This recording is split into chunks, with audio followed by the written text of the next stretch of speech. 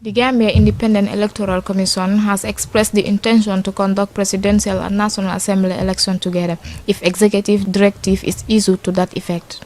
This was disclosed at the ongoing Public Accounts and Public Enterprise Committee session. And by going through the report, we understand that during elections, particularly that of the National Assembly and the local government elections, it's often that low voter turnout is the order of the day.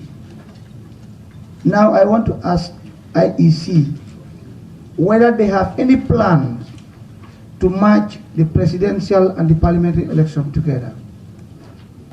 If it is approved, we are prepared to conduct both presidential and National Assembly elections.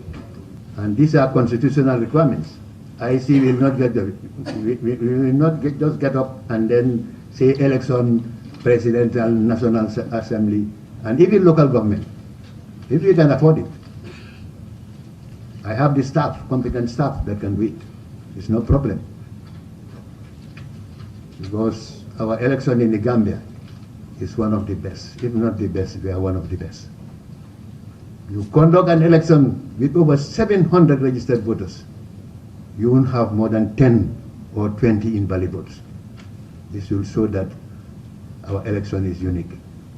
That is possible, we can do it, if the law is there. In the Gambia, elections are held separately, wherein presidential election has more turnouts of over 75% than National Assembly and local government elections. Mr. Chairman, still on the same question, I understand that after presidential election, four months later or so, we get into the parliamentary election. And to my understanding, the same resources have been put in place in terms of financing.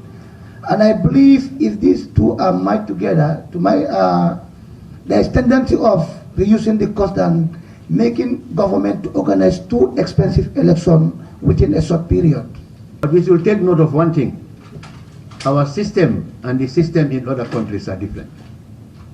In other countries, they use ballot papers. One ballot drum, even 10 candidates can drop their ballot papers there. But in the Gambia, you have a drum for each candidate. If we want to use that system, you have so many candidates, IEC will need a lot of vehicles to transport the ballot drums, transport the agents, transport the staff, the security. And this is something that is going to cost the government of the Gambia a lot of money. And let us take note of one thing. We are only at the present moment supported by the government of the Gambia. In 2011, when we were to do the general register of voters, we used almost over $40 million to do that. In order to address the difficulties currently faced by both the IEC and the central government due to the overlapping of election years for the presidential, National Assembly and local government elections, the IEC has been considering the realignment of the voting periods of these elections. This will not only help address the voter apathy, but will reduce the current high cost of conducting these elections separately. Elections, not the three, but two, parliamentary and presidential, can possibly held on one day to reduce the many questions that are posed to the IEC, and are challenging questions about the numbers in people who go to vote and why they reduce from presidential to parliamentary to local government. I think if there is a remedy to it, it is going to be very, very good. And I think even the economic body is going to reduce when we have the two put together.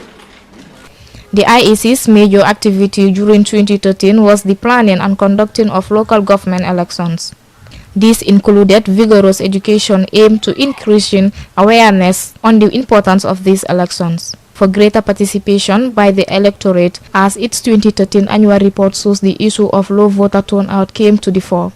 It is hoped that with the realignment of these elections, voter apathy was seen by the different elections can be addressed. For iAfrica TV, Aji Fatou Dahaba.